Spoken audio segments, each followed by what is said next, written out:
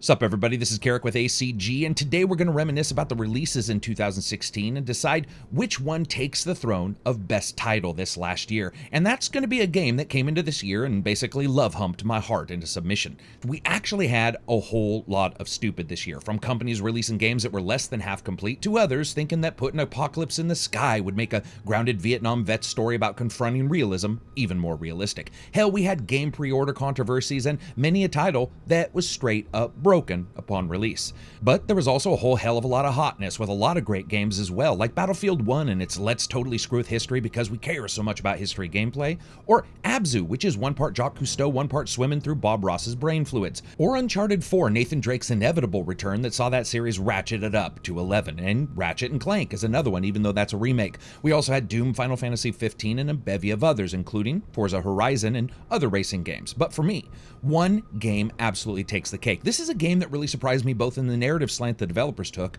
but also the chances they continually led with. And this is, of course, Cartoon Network Battle Crashes. I'm just joking. Man, people would freak. No, of course, it's probably no surprise. It is indeed Oxenfree, which was sort of Stranger Things before Stranger Things was Stand By Me without the clown.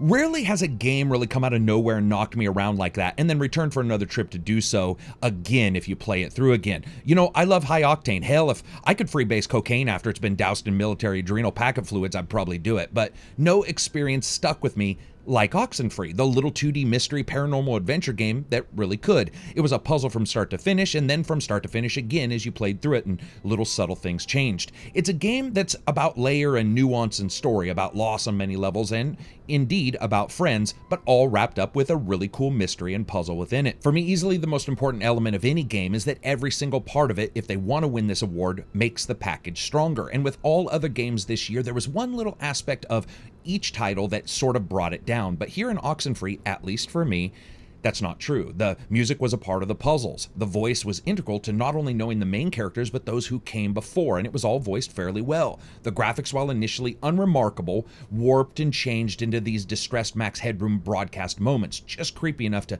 make you notice your window blinds weren't drawn.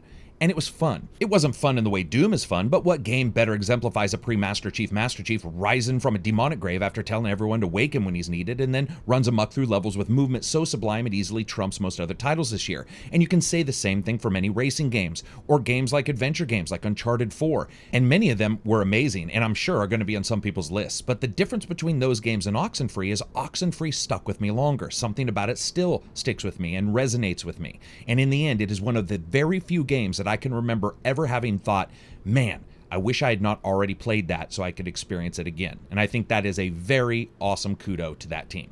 So anyway, I hope you guys liked the video, and I hope you guys like some of these awards. If you do, give it a thumbs up. Maybe check out the Twitter or Patreon. Those both help, especially in this upcoming year when you are going to see a ton of new projects, a ton of new walking the walks, a ton of new reviews. But the only way I can do those is support from you guys. I appreciate anybody who whitelists the channel as well. If you dislike the video, give it a thumbs down.